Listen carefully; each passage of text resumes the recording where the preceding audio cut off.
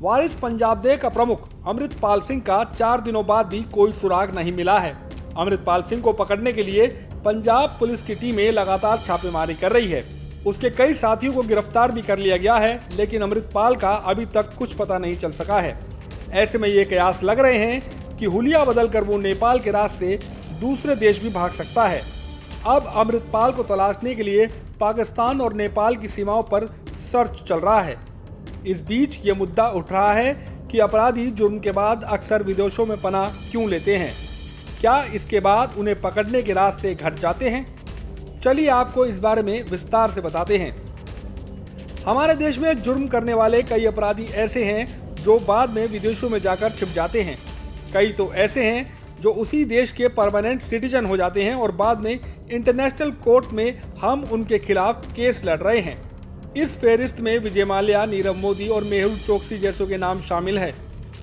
इन सभी पर तो आर्थिक अपराध के मामले हैं, लेकिन अबू सलेम और दाऊद इब्राहिम जैसे कुछ नाम ऐसे भी हैं जिन्होंने भारत में रहकर आतंकी गतिविधियों को अंजाम दिया और बाद में विदेश भाग गए। ऐसे में सवाल उठता है कि फिर भगोड़े अपराधियों को कैसे पकड़ा जाए। इसके लिए काम आती है दो देशों के बीच होने वाली एक्स्ट्राडिशन ट्रीटी यानी प्रत्यर्पण संधि।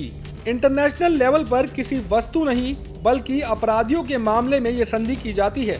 इसके तहत दो देशों के बीच यह करार होता है कि अगर उनका कोई अपराधी दूसरे देश पहुंच जाए तो उसे वापस लौटाया जाएगा। लेकिन यह मामला इतना आसान नहीं है। कई बार ये देखने में आया है कि प्रत्यर्पण संधि के बावजूद अपराधी का वापस लौटना मुश्किल भरा हो जाता है, क्योंकि वो उस देश के कोर्ट में ये अपील करता है कि उसे अपने देश में जान का खतरा है, इसलिए उसे यहीं रखा जाए, या फिर अपनी सेहत का हवाला देकर वो वहीं रुकने की बात कहता है। इससे केस आगे बढ़ता रहता है और कई बार मामला सरकारों के बदलने के बाद ठंडे बस्ते में पड़ जाता है। साल 1993 में मुंबई सीरियल ब्लास्ट मामले के मास्टरमाइंड अबू सलेम के मामले में कुछ अलग ही बात हुई।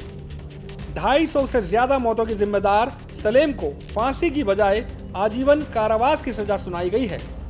इसकी वजह यही प्रत्यर्पण संधि थी। दरअसल ब्लास्ट के बाद सलेम कई देशों से होता हुआ पुर्तगाल पहुंच गया था। उसके साथ भारत की प्रत्यर्पण संधि नहीं थी। ऐसे में समय बीतता गया। साल 2007 में पुर्तगाल ने शर्त रख दी कि उसके यहाँ भेजे गए अपराधी को मौत की सजा नहीं मिलनी चाहिए।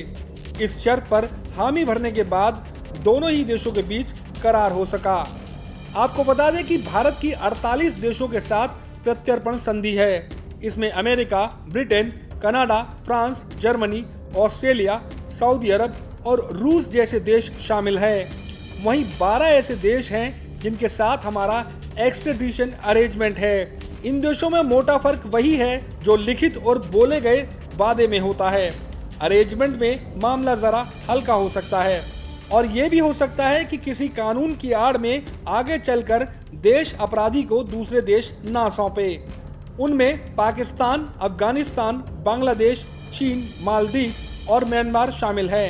अब सवाल आता है कि अपराधी ज्यादातर पड़ोसी देश से होते हुए ही सड़क रास्ते से भागते हैं, तो इन देशों से हमारी संधि क्यों नहीं है? असल में दो देशों के बीच किसी भी किस्म की संधि के लिए दोनों की सहमति होना बहुत जरूरी है। डिप्लोमेटिक ताकतें आपस में बात करके इस प्रोसेस को आगे बढ़ाती हैं, लेकिन इन देशों ने इस बातचीत में कुछ खास दिलचस्पी नहीं दिखाई।